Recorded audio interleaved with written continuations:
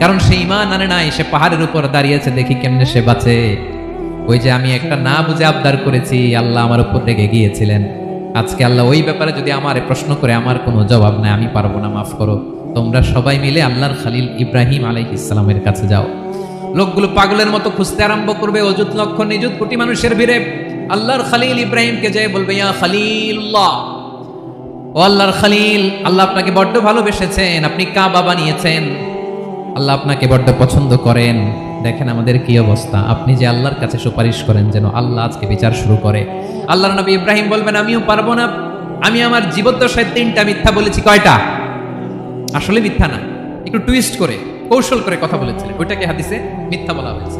আমি জীবনে 3টা মিথ্যা বলেছি, জীবন বাঁচানোর তাগিদে কৌশল করে 3টা কথা বলেছি। আজকের এই কঠিন ময়দানে আল্লাহ যদি ওই 3টা কথার ব্যাপারে জিজ্ঞেস করে, লজ্জায় আমি মাথা দেখাতে পারবো না, আমিও পারবো না।